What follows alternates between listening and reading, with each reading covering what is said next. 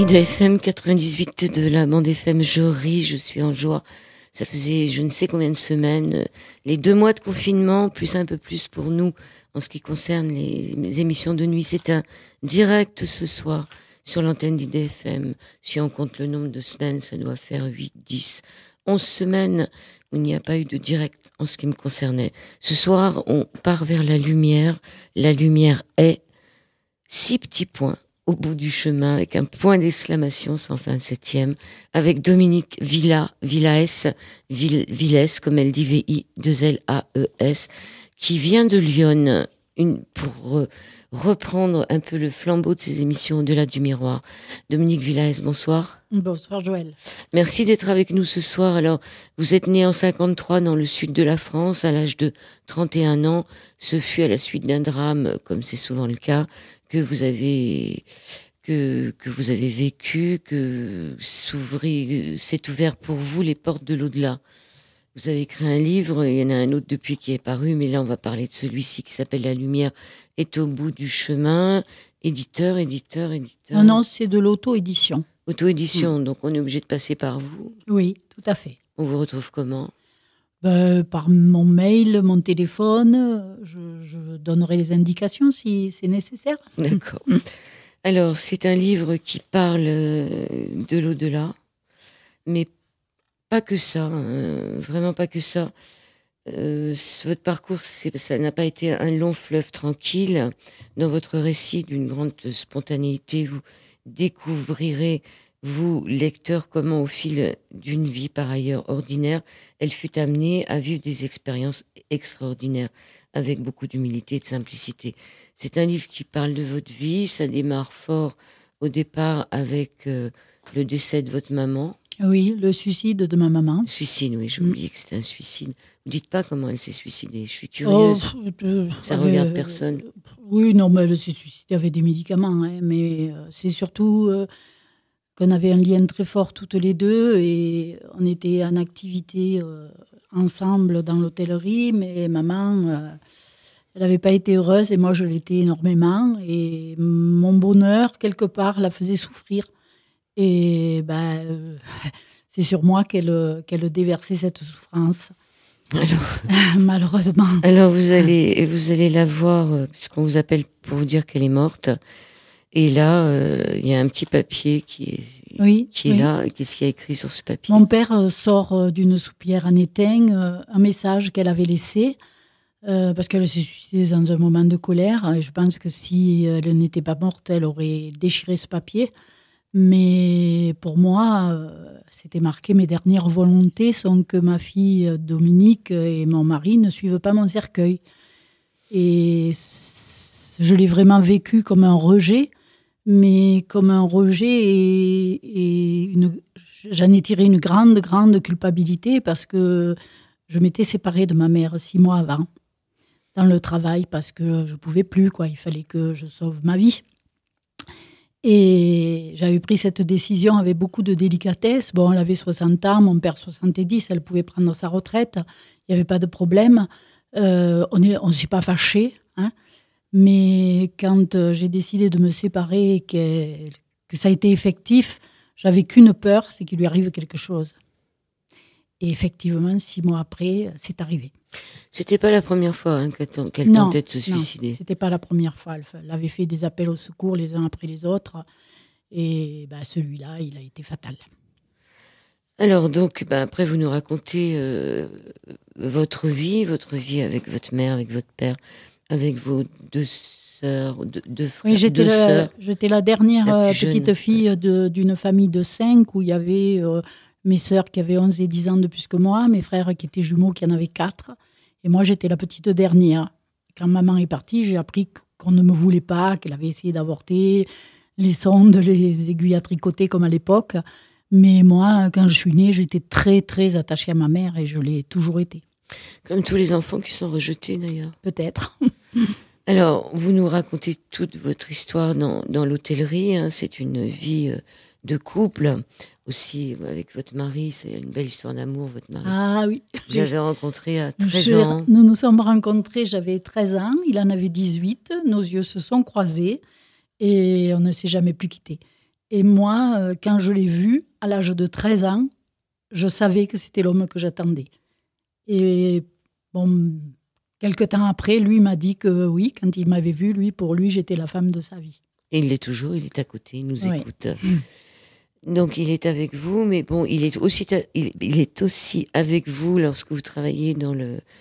C'est un restaurant, hein, c'est pas un hôtel. Oui, mon mari, à la base, était électricien sur avion. Et puis, quand j'ai décidé de me mettre... Enfin, moi, je travaillais avec mes parents, mais quand on a décidé avec ma mère d'acheter quelque chose ensemble, il a quitté son travail pour venir avec moi. C'était un hôtel-restaurant? C'était un hôtel-restaurant. Donc, c'est du boulot quand même. Ah oui, oui. Mais c'est un métier très plaisant, par contre. C'est un métier très plaisant, mais au niveau du couple, de travailler ensemble toute la journée, c'est pas facile. Ah, pour nous, ça n'a posé aucun problème, bien au contraire. Et quand nous sommes arrivés en région parisienne en 98, on a recommencé à travailler ensemble. On avait eu 5 ans d'arrêt puisqu'on avait perdu nos commerces et on est arrivé ici dans un lycée professionnel avec un logement de fonction. Et ça a été 18 ans très, très agréable d'encore travailler ensemble. À Argenteuil. À Argenteuil, oui. Bon, vous avez beaucoup voyagé, hein. Vous êtes passé par la Bretagne, vous êtes passé par Nîmes, à un moment où il y a eu ce tsunami, on peut dire, sur Nîmes.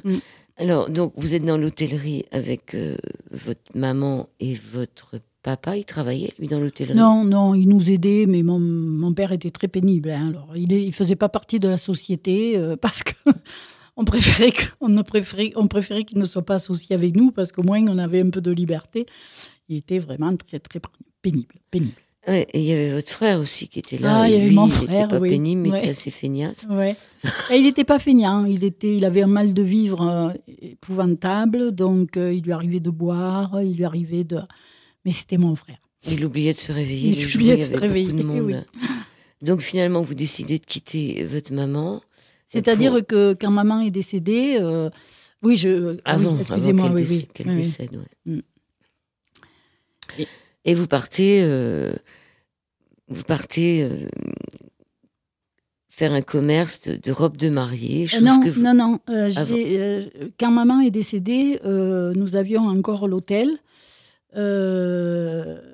Moi, j'ai vécu des choses assez... Vous savez, dans ces moments de désespoir, quand vous arrivez dans la maison et que vous trouvez ce mot, ça a été très dur. Et en plus, ce mot, je l'avais prédit. Quand j'ai mis le pied dans cet hôtel, j'ai dit à mon mari, ici, je serai punie par la mort de quelqu'un. Et donc, 8 ans après, quand maman est décédée et que j'ai lu le mot, je lui ai dit, tu vois, c'est ça la punition. Oui, mais vous auriez toujours été punie par la mort de quelqu'un. Ah oui, mais celle-là... Que ce soit 8 ans, 10 ans... Ou... De cette façon-là, c'était vraiment une punition. C'était une punition parce que vous êtes culpabilisé le fait de l'avoir laissé. Oui, tout à fait. Mais si on lit le livre, on se rend compte que... Elle va vous parler, elle va pas vous dire grand-chose. C'est pas vraiment un livre où votre maman va se retrouver à tous les coins de rue. Hein. D'abord, vous avez beaucoup de mal à vouloir la voir avant qu'on la mette en bière. C'est là que j'ai commencé à prier. Et à prier d'une façon où... Pour moi, Dieu, dans ce monde-là, il n'existait pas. Je ne pouvais pas croire à ces choses-là. J'étais quelqu'un de toujours très sensible. La misère du monde... Je me disais, mais s'il y avait un Dieu, ce ne serait pas possible. Et puis ce jour-là, au bout de 3 jours, qu'on allait l'enterrer le jour même, j'étais tellement désespérée que le matin, en me levant, j'ai hurlé. Je lui ai dit, toi là-haut, si c'est vrai que tu existes, je t'en supplie, donne-moi le courage d'aller voir ma mère, de passer outre la volonté, quoi, et envoie quelqu'un me chercher. Fais-moi un signe. Et donc là, le téléphone sonne. Ouais, 2 secondes, 3 minutes, 2 minutes, je ne sais pas. Le téléphone sonne et c'était mon frère. Et les mots qu'il a eus, je lui ai répondu, je t'attendais, viens me chercher. Et je suis allée voir ma mère.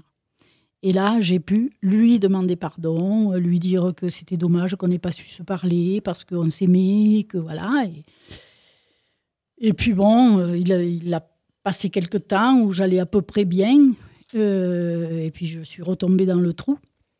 Dieu m'a aidée encore 2 fois dans des choses qui m'a permis de faire alors que je n'avais pas le courage. Et puis il y a eu ce fameux jour où j'étais au fond du trou. Ça faisait plusieurs jours que je me levais plus, que je me lavais plus. Et c'est ce jour-là que maman m'est apparue le matin dans la glace en me disant « Tu crois que je n'ai pas assez de regrets comme ça? Reprends-toi, ma fille. » Et là, ma vie a basculé. C'est la seule fois où vous l'avez vue? C'est la seule. Non, que je l'ai vue, oui. Que je l'ai entendue, non. Parce que des années après, elle est venue me dire qu'elle allait venir chercher mon père. Oui, mais ça, c'est plus tard. Voilà, oui. Et donc, c'était sa voix? Ah, c'était son visage dans le coin gauche de la glace. C'était sa voix et ses expressions. Ça a duré une fraction de seconde. Ça a duré une fraction de seconde, mais à la suite de cette fraction de seconde, je n'ai plus été la même. Est-ce que c'est avant que vous aviez des idées noires et que vous étiez sur un pont qui traversait une rivière et que vous vouliez sauter? C'était à l'époque où je travaillais avec elle et que la vie était trop dure, que elle me faisait toujours des réflexions, elle me faisait payer sa souffrance. Il y avait des périodes où ça allait et puis il y avait des périodes où c'était invivable. Donc il m'arrivait par exemple le matin, nous on habitait un appartement au-dessus de l'hôtel, elle avait sa maison, et il m'arrivait le matin avant de descendre de me dire qu'est-ce qu'elle va me faire aujourd'hui, qu'est-ce qu'elle va me dire aujourd'hui. Et même je vous dirais, il y avait des jours où je me disais pourvu que ma fille ne pense jamais des choses pareilles pour moi. Oui, vous dites même un peu plus loin dans votre livre que vous lui dites merci maman de m'avoir laissé la place. Ah oui, parce qu'après sa mort, quand elle est venue me voir, je suis descendue, j'ai dit à mon mari, voilà, aujourd'hui, s'est passé quelque chose. Parce qu'une fois que je l'ai entendue, je ne suis pas allée me remettre au lit. Je suis allée dans la salle de bain, j'ai pris ma douche, je me suis lavé la tête, je me suis fait le brushing, je me suis maquillée, je me suis habillée, je suis descendue. Et quand mon mari m'a vue descendre, bien sûr, il était très surpris. Et là, avec une voix monocorde, je lui dis, écoute, aujourd'hui, il s'est passé quelque chose. Ma mère est venue me voir. J'ai décidé que si je ne pouvais pas vivre pour moi, j'allais vivre pour elle. Mais je ne veux plus vivre ici. Ce qui sous-entendait vendre l'hôtel et partir. Ne pas vivre pour moi, mais vivre pour elle. Vous dites que vous ne vous sentiez pas mieux lorsque vous étiez loin d'elle, avant qu'elle meure. C'est-à-dire qu'à un certain moment, vous aviez pris de la distance, mais vous étiez revenu parce que vous étiez rendu compte que ce n'est pas le fait de s'écarter d'elle qui faisait que vous alliez mieux. Et là, vous venez de dire que vous n'avez pas vécu pour vous, mais que vous avez vécu pour elle. Aujourd'hui, je pense qu'il devait y avoir une histoire cachée quelque part, parce que mon cheminement, j'ai l'impression que justement, c'est le deuxième livre que je viens juste de terminer qui va complètement me libérer. Oui, alors vous ne l'avez pas vu, mais par contre, elle continue à vous parler, parce qu'elle vous disait « Dominique, viens ». Dominique, viens. Oui, mais ça, c'est pas... Mais ça, viens où? Non, mais quand elle me disait « Dominique, viens », c'est la période, les 3 jours après le suicide. Elle m'appelait. J'étais sûre qu'elle m'appelait. Mais elle me disait « Viens », c'est peut-être moi, mon mental, qui disait « Viens » pour que je meure avec elle, quoi. Pour moi, je n'avais plus le droit de vivre.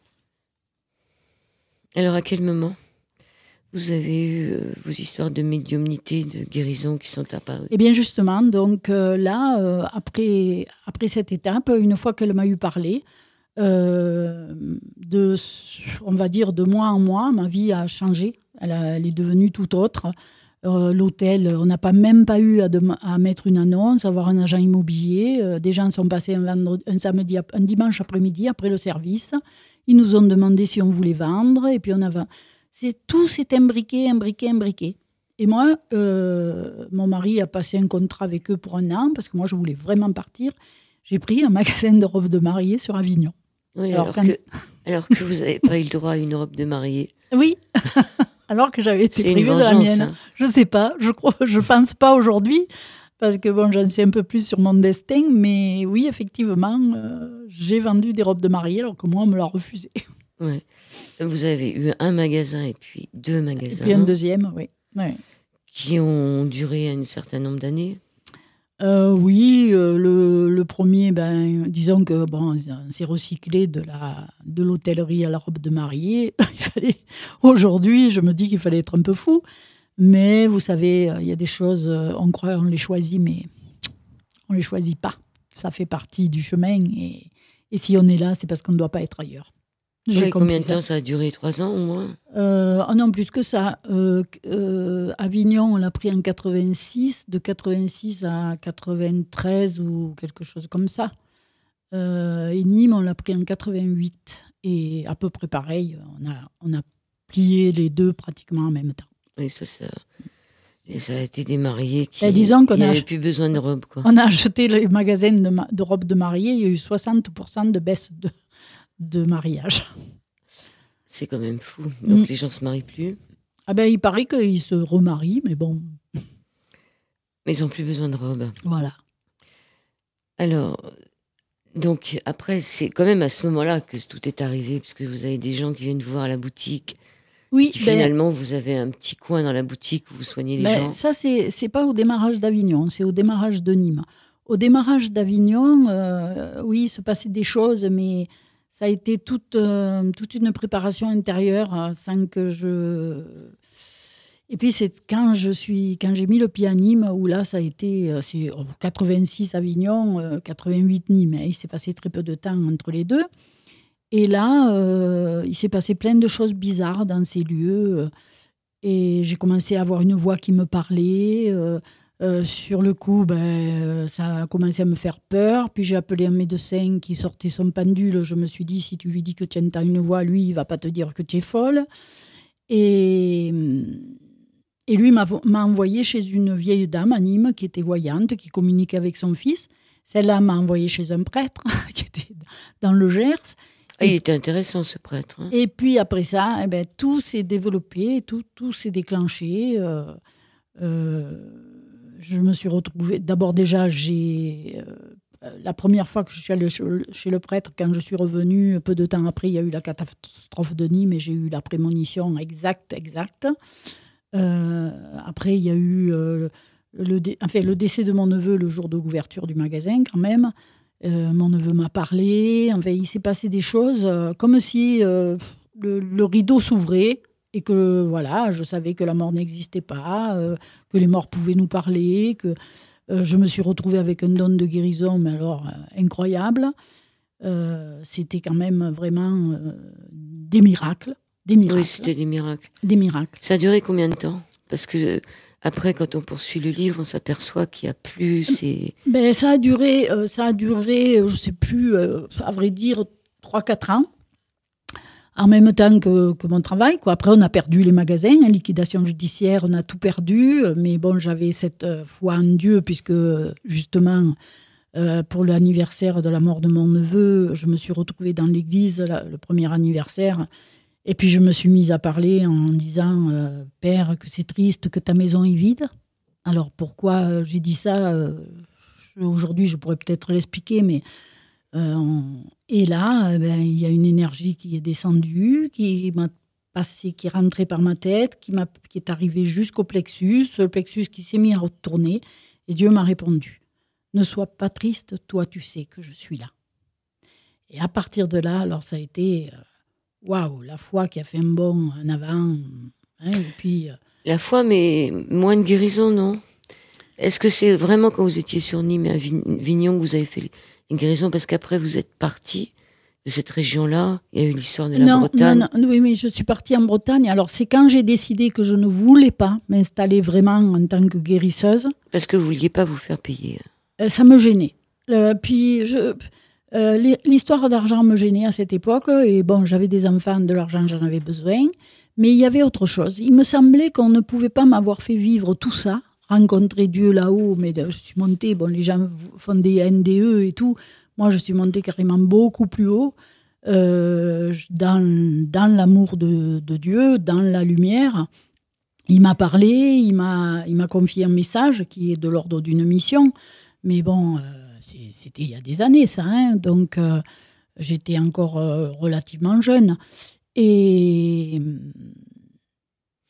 je me disais que tout ça, c'était tellement fort, ça allait tellement loin, que ça ne pouvait pas être pour que je m'installe dans un cabinet de guérisseuse. Deuxième partie de cette émission sur l'antenne d'IDFM, sur le 98. Un au-delà du miroir, avec une pause avec Francis Lalanne. Nous sommes toujours avec Dominique Villas. La lumière est au bout du chemin. Donc là, en première partie, on a vu comment Dominique qui est un surnom d'ailleurs. On voit dans le... C'est mon deuxième prénom. Et ça, on apprend comment dans le livre, mais on ne le dira pas pourquoi. Comment, à la mort de sa mère, elle se découvre des dons. D'abord, elle a des visions, elle entend des voix, elle prie et elle devient guérisseuse. Alors, sans prendre de cours ni quoi que ce soit, elle fait les gestes qu'il faut. Et par contre, vous vous demandez quand même si c'est pas votre imagination qui vous joue des tours, c'est-à-dire que vous doutez un peu. C'est surtout la voix qui me guide, qui me fait aller là, par ici, par là. Cette voix. Puis moi, je suis Vierge Capricorne, hein, donc je suis très, deux signes de terre. Je suis bien accrochée, hein, et je m'en vais pas comme ça. Et cette voix. Elle est comment cette voix? Elle est. Mon livre, je vais vous dire, j'étais à Argenteuil, dans mon appartement de fonction, au mois de septembre 2012, et il y avait 20 ans que la voix m'avait pu parler, puisque j'avais tout quitté, j'avais tout abandonné. Je savais que ce n'était pas fini, je savais que j'avais encore ce don d'ailleurs au lycée, comme j'étais à l'infirmerie de première nécessité à l'accueil. Il m'arrivait, quand les filles avaient mal au ventre, de les aider, enfin voilà. C'était à Argenteuil avant que vous partiez en retraite. Hein. Je savais que c'était pas mort, quoi, voilà. Mais en septembre, je prenais des cours de peinture et on arrêtait juillet, août, septembre. Et ce mois de septembre 2012, j'étais en train de penser à mes cours. Je me disais, bon, vivement que la peinture recommence et tout. Et puis, cette voix me dit, non, cette année, tu n'iras pas à la peinture. Très doux, elle est toujours très douce. C'est une femme ou un homme? Bah, écoutez, on me demande toujours qui c'est. Si je veux savoir qui c'est, moi qui c'est. Mais c'est une voix féminine ou masculine? Je pose toujours la même question. Je ne sais pas. C'est pas une voix que vous connaissez. Je ne sais pas. C'est une voix. Non. C'est pas comme la voix de votre mère. Ah non, pas du tout. C'est pas une voix que je connais, mais c'est toujours la même depuis X années. Et là, ce jour-là, elle me dit non, cette année, tu n'iras pas à la peinture. Donc bon, je me suis dit, qu'est-ce que c'est ça? Ça recommence. Mais comme j'ai bien les pieds sur terre et que justement, je ne m'affole pas, j'ai rien dit à mon mari quand il est monté le soir. La semaine suivante, je repense à retrouver mes copines à la peinture. Et la voix me dit, non, cette année, tu n'iras pas au cours. Tu n'iras pas en cours. Tu ne reprendras pas tes cours. Ah là, je me suis dit, bon, quand même, 2 fois, c'est plus précis, il se passe quelque chose. Et quand mon mari est venu monter le soir, je le lui ai dit. Il m'a dit, oh non, tu n'arrêtes pas les cours, tu te rends compte? Oh, Coco, je lui ai dit, tu n'as jamais décidé pour moi, c'est moi qui décide. Et il n'a plus rien dit, bien sûr. Et puis, la dernière semaine de septembre, on avait le rendez-vous le soir, enfin le dernier vendredi soir, mon prof faisait un petit apéro, cacahuète, kir, quoi. On remplissait les fiches d'inscription, on faisait nos 3 chèques pour l'année et on était heureux de se retrouver. Le lundi, on recommençait les cours. Et là, moi, le mardi, je pensais à cette réunion parce que je savais que si j'y allais et que je fasse mes chèques, je n'oserais pas les redemander. Moi, quand je m'engage. Donc, et j'étais en train de me dire, bon, qu'est-ce que je fais? Est-ce que j'y vais? Est-ce que j'y vais pas mardi? Mais là, la voix, elle avait changé de ton. Et elle m'a dit, non, la réunion, tu n'y vas pas. Et j'ai compris. Alors, je ne suis pas très obéissante, donc j'ai réfléchi le mercredi, le jeudi. Et puis le vendredi, je me suis dit, en étant pragmatique, je me suis dit, bon, je ne vais pas y aller, je ne dis rien à personne, et on verra bien. Si lundi, c'est rien passé, je reprends mes cours et je dirai que j'ai eu un empêchement. Et puis le dimanche matin, quand je me suis levée, on s'est réveillés tous les deux. Je lui dis, on descend déjeuner. Il me dit, non, moi, je reste encore un peu au lit. Et bon, moi, j'avais envie de descendre. Donc, je descends, je prépare mon petit déjeuner. Je vais déjeuner dans la cuisine, dans le séjour. Et puis, contrairement à d'habitude, quand je descendais la première, j'attendais. J'ai pris mon plateau, je suis allée le ranger et je me suis retrouvée au milieu des escaliers. Et là, je me suis dit, mais qu'est-ce que tu fais là, quoi? Et puis, j'étais obligée de continuer à monter. Je me suis retrouvée dans la chambre d'amis, avec l'impression que j'avais quelque chose à faire, mais que je ne savais pas quoi. Et je me suis retrouvée assise devant l'ordinateur, je l'ai éclairé, et puis mes mains se sont mises sur le clavier. Et j'ai vu défiler ma vie sur l'écran, à toute allure, je tapais, et ça défilait. Et c'est un livre qui s'est écrit comme ça, pendant des semaines et des semaines, des mois et des mois, avec des grandes interruptions où je pensais que je ne pourrais jamais reprendre. Et voilà, il fait 380 pages quand même. 380 ? Ouais, 378. Donc 377 exactement. Voilà. Ça se termine par 2-7. Oui, alors ça c'est la fin. Mais c'est la fin du livre. Oui. Et par contre, vous avez pris des cours au Gnoma. J'ai pas pris des cours au Gnoma, c'est tout. Mais ma vie, vous l'avez vu, ma vie, c'est un cheminement. On dirait, je sais pas, on dirait qu'un jour, on est venu prendre le fil de la pelote et qu'on a tiré. Et c'est toujours comme ça aujourd'hui. J'ai fait un burn-out, si on veut dire, une dépression. Pour moi, elle était initiatique, parce que tout ça a duré longtemps quand même. Cette fois-là, ça a duré longtemps. Mais il s'est passé plein de choses pendant ce temps-là.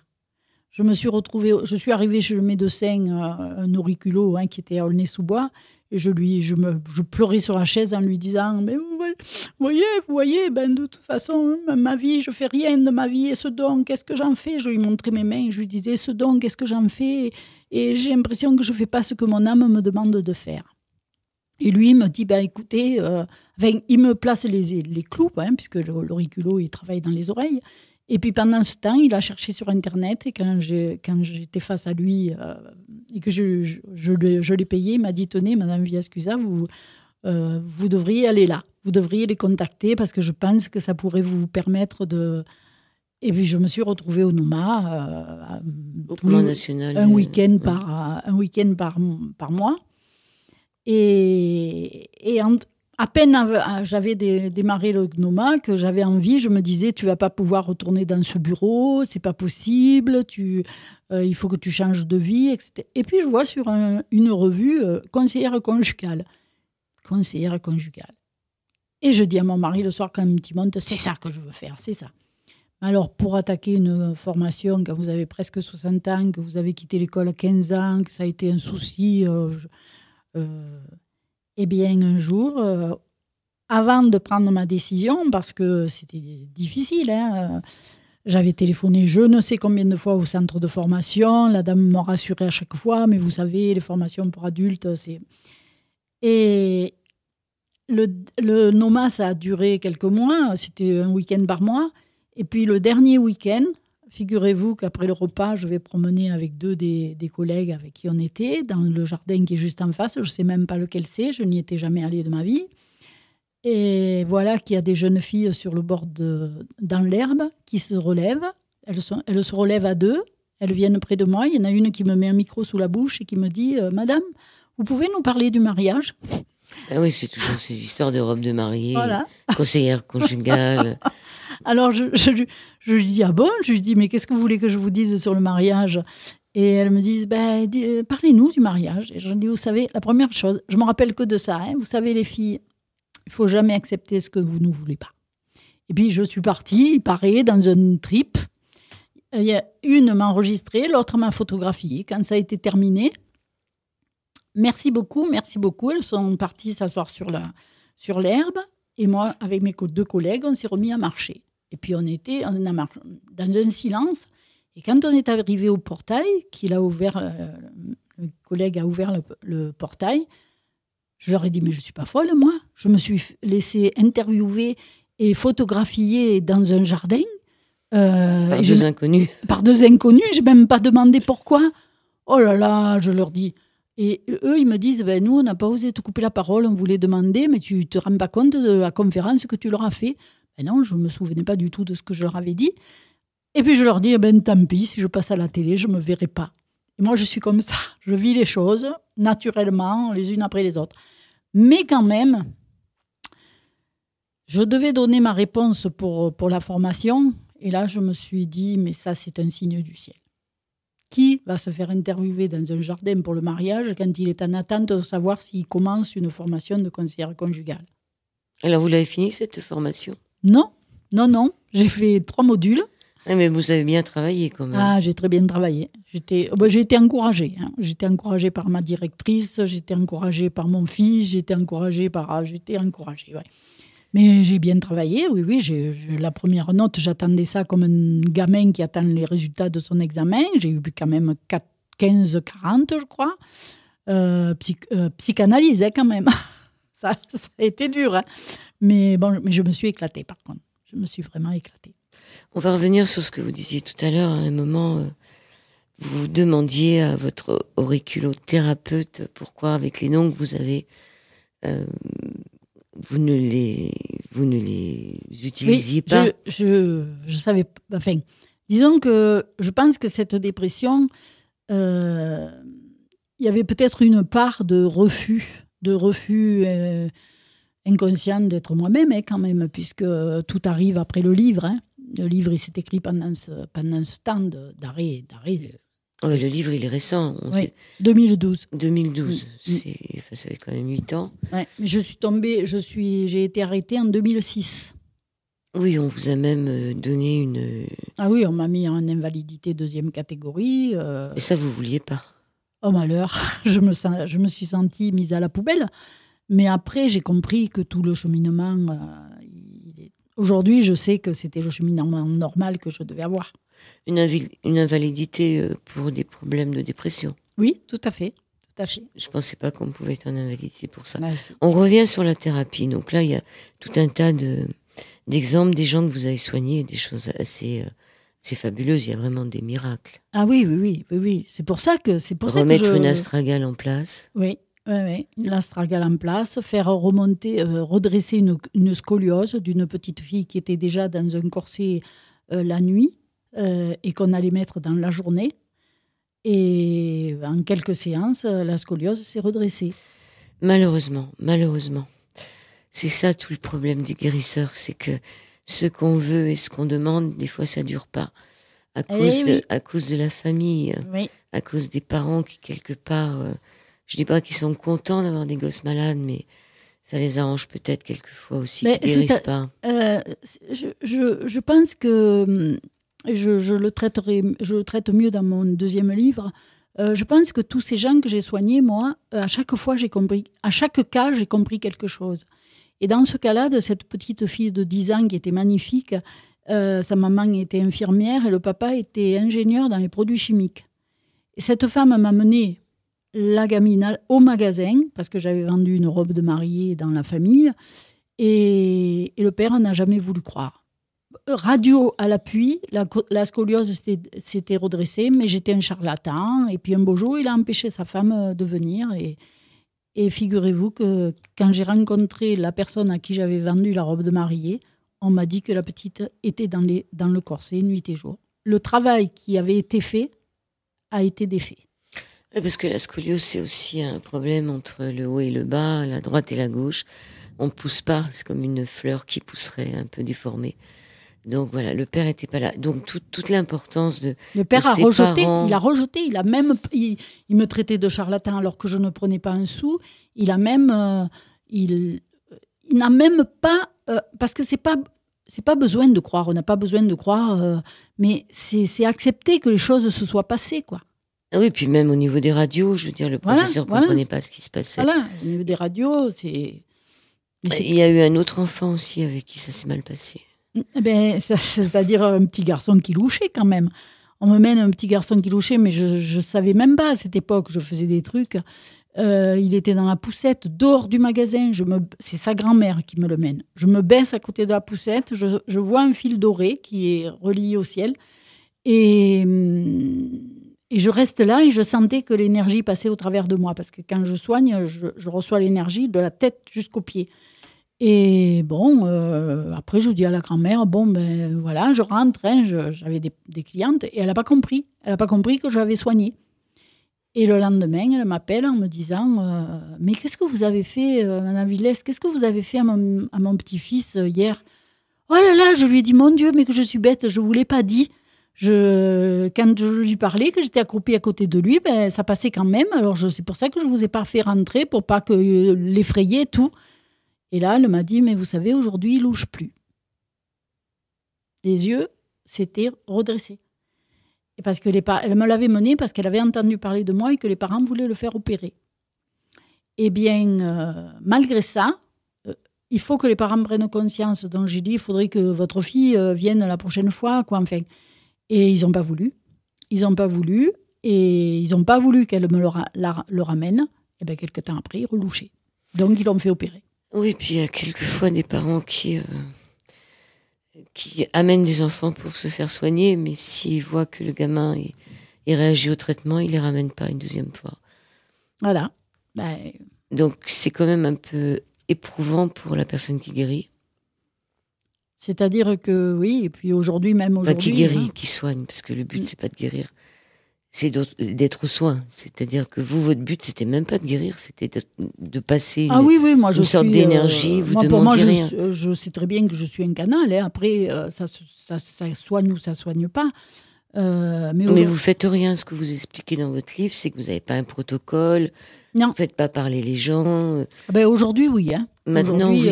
Disons qu'aujourd'hui, je fais de l'accompagnement psychospirituel, du déblocage karmique, déblocage personnel et familial, parce que des fois, quand je travaille sur l'un, ça va sur les autres. Mais moi, je travaille, j'ai rencontré Dieu, Dieu m'a parlé, j'ai quand même un passé costaud sur le plan mystique, et je travaille avec. Je travaille avec l'énergie divine, avec l'Esprit Saint, hein, maintenant, parce que ça se développe toujours. Mais si on met en doute ma parole... Mais vous faites parler les gens maintenant. Ah oui. Alors qu'à l'époque, vous ne parliez pas. On parlait, mais pas comme très comme peu. Maintenant. C'est ça qui était très étonnant, c'est que ça allait très vite. Et c'était juste comme une lumière qui venait du bout du chemin, qui se posait sur les gens. J'appelais, je disais, Père de cet homme, il a besoin de toi. Et l'énergie descendait, mais c'est toujours comme ça, hein, quand même. Mais maintenant, il y a quand même... ça passe à un niveau plus lié à l'âme. Ah oui, c'est-à-dire à faire comprendre aux gens quel est le problème. Sinon, ils ne s'en sortent pas. À un moment, vous vouliez plus ou moins créer un orphelinat. Ah, mais ça, c'est un rêve de petite fille. Quand j'étais petite, déjà à l'âge de 6 ans, je disais que moi, la vie, ça ne m'intéressait pas. Que si c'était pour boire, manger, dormir, gagner de l'argent, et ça ne m'intéressait pas. Que moi, je voulais faire quelque chose pour les autres. Mais vous savez, je pense que moi, ce que je voulais, c'est sauver l'enfant blessé au fond de moi. Parce qu'on a des rêves, fonder un orphelinat. Et un jour, j'ai compris que fonder l'orphelinat, c'était surtout aller sauver cet enfant qui avait été massacré par un... J'ai appris quand même à l'âge de 50 ans, c'est plus de 50 ans, que j'avais été violée quand j'étais petite. Et j'avais 5 ans et demi. Et ça... Et vous aviez appris quelque temps avant que votre fille aussi l'avait été. Oui, et ici, quand on est arrivé ici, ça faisait des années que je me demandais, je dis ici Argenteuil, ça faisait des années que je me demandais pourquoi ma fille n'allait pas bien. Et puis ma fille a été abusée, elle nous a avoué à l'âge de 20 ans, ou 19 ans, par un de nos employés quand on avait l'hôtel. Et elle aussi, ça a foutu en l'air une bonne partie de son adolescence, Bon, elle a vécu quand même. Hein. Elle a été danseuse de music-hall. Elle a fait partie du plus grand cabaret du monde et tout ça. Mais malgré tout, on se demandait pourquoi elle allait mal, pourquoi elle était jamais heureuse, pourquoi elle réussissait tout et malgré tout, elle n'arrivait pas à être heureuse. Voilà. Et moi, je pense que ce rêve d'orphelinat, aujourd'hui, j'ai compris. C'est l'enfant blessé au fond de moi que je voulais réparer. On va finir sur votre maman parce qu'elle vous a quand même reparlé un jour en vous disant que elle allait venir chercher votre père. Oui. C'était un jour, on était en train de boire le café avec la tante à mon mari, enfin sa cousine. Et puis on avait mangé, on était au salon. Et d'un coup, je dis, oh là là, il se passe quelque chose. Et mon mari a compris, puisque on a tout partagé. Hein. Mon mari, c'est l'ange descendu du ciel, rien que pour moi. Heureusement qu'il a été là. Alors, d'un coup, je dis, et lui, il se lève et il va baisser les lampes pour qu'il y ait moins de lumière. Et je ne savais pas, j'arrivais pas à capter ce qu'on voulait me dire, mais je ne savais pas. Et puis à un moment, j'ai les larmes aux yeux, j'ai compris que c'était ma mère. Et je dis, c'est ma mère. Et je répète ce qu'elle me dit. Elle m'a dit, Chantal, je vais venir chercher papa. Dominique, je vais venir chercher papa. Ne t'inquiète pas, je vais l'aider à monter. Maintenant, je vais bien. Enfin, là, je ne sais plus trop, là, maintenant que je le dis. Et bon, ben, finalement, moi, une fois que ça a été fini, que les cousins sont partis, j'ai dit à mon mari, oh, j'ai peut-être rêvé, je ne sais pas. Enfin, et puis 2 jours après, mon papa s'est cassé le col du fémur et 3 jours après, il est mort. Ça a été vite, hein? Ça a été très vite. Et puis l'après-midi, on se relayait, on est 3 filles, donc chacune allait un jour, parce qu'il était quand même assez loin. Et l'après-midi où j'aurais pas dû y aller, il y a quelque chose à 17h qui m'a poussée. Il me fallait plus d'1 heure pour aller à l'hôpital, quoi. Et je dis à mon mari, il faut que j'aille voir mon père, il faut que j'aille voir mon père. Et quand je suis arrivée, ma sœur était déjà partie, donc je suis rentrée dans la chambre toute seule, où il était tout seul, il était apaisé et tout. Je me suis assise dans un fauteuil parce qu'il sommeillait. Et puis à un moment, il y a comme une force qui m'a fait me lever. Je me suis mise à côté de son lit, je lui ai pris la main. Et puis je lui ai dit, tu sais papa, je lui ai dit, tu sais que je vis des choses pas tout à fait comme les autres, mais aujourd'hui, maman est venue me voir et il faut pas que tu t'accroches. Si tu as envie de partir, tu voulais toujours la retrouver, ben, si tu as envie de partir, il faut y aller. Tu verras un long couloir. Il est tout noir, mais vas-y, n'aie pas peur et tu verras, il y aura la lumière au bout et tu verras maman. Et dans la nuit, à 3 ou 4 heures du matin, mon père... Alors ça, ces accompagnements de mourants, vous en avez fait quelques-uns dans le livre. Oui. Vous avez aidé des gens à partir. J'en ai fait pas mal. J'ai fait celui de ma sœur et pour ma sœur, il s'est passé quelque chose d'extraordinaire. J'étais à côté d'elle, elle avait 54 ans, elle est morte d'un cancer. Elle avait perdu son fils avec qui j'avais communiqué pas mal de fois. Vous étiez prévenue d'ailleurs pour lui aussi. J'étais prévenue et j'étais à côté d'elle et bon, on va vers la lumière et puis elle est partie. Et quand elle a eu rendu le dernier souffle, elle m'a dit Chantal, occupe-toi de mes draps. Moi, j'ai mis ça dans un coin de ma tête. On a passé les 3 jours, l'enterrement. Et puis j'ai demandé à mon beau-frère s'il voulait que je vienne ranger la maison pour l'aider, quoi. Et il m'a donné les clés. Et le lendemain, quand je suis arrivée, j'ai mis les clés dans la serrure. Et au moment où je pousse la porte, ma sœur me dit « Chantal, n'oublie surtout pas mes draps ». Je suis allée dans la chambre, j'ai ouvert l'armoire et j'ai trouvé sous les draps une grosse enveloppe.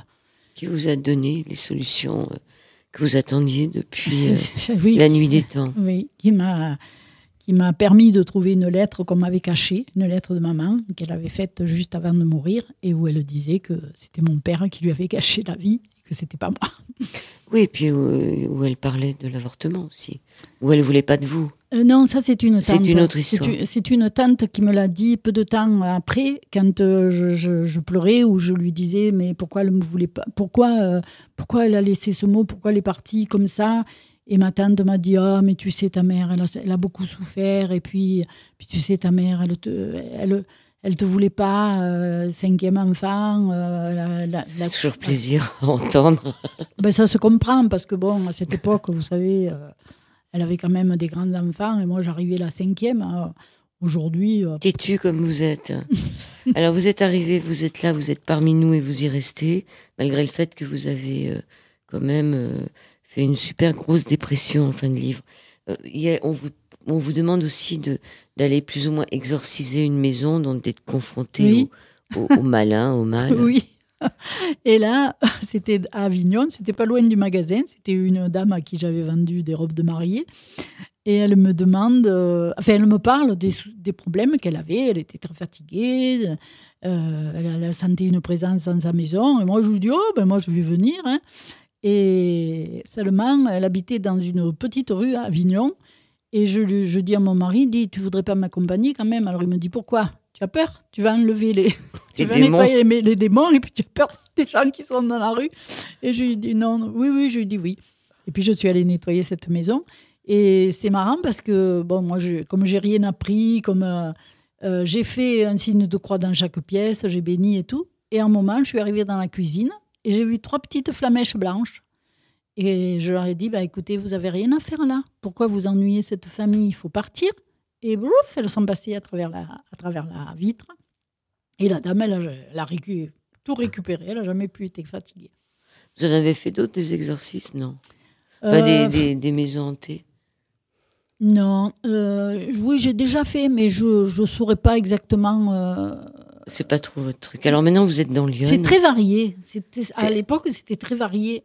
J'avais l'impression que la vie me montrait, tu vois, ça, tu sais le faire. Oui, c'est ça. Ça, tu sais le faire. Ça, tu sais le faire. Ça, tu sais le faire.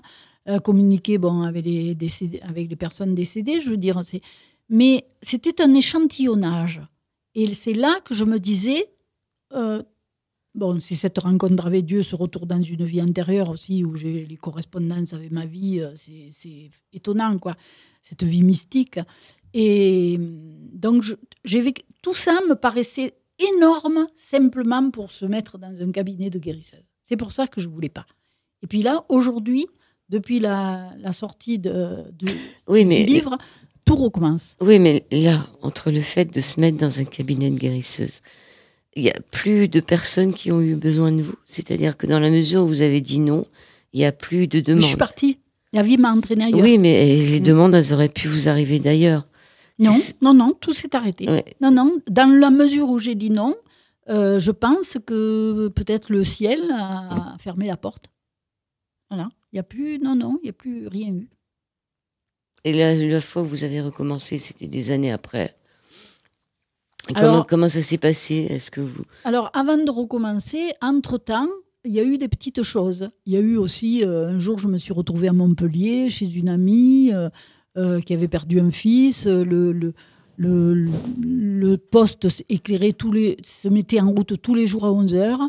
Et moi, le matin, je me trouve à faire de la ratatouille avec elle laver sa salade. Et au moment où je tourne la ratatouille, je sens une énorme énergie et je m'assieds sur la chaise et je lui dis, Suzanne, il se passe quelque chose.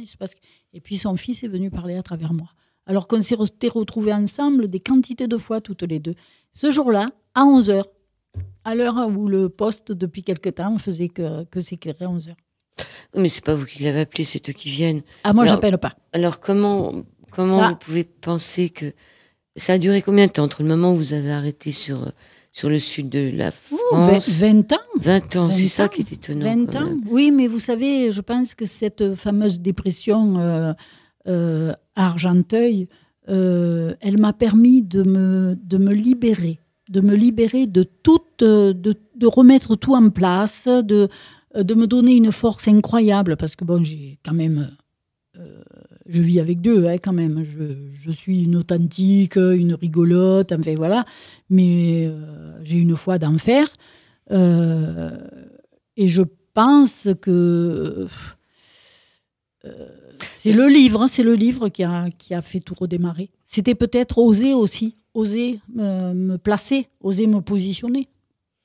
Bon, le second, il parle plus de quoi, alors? Le second, il est tiré sur, bien sûr, mes expériences.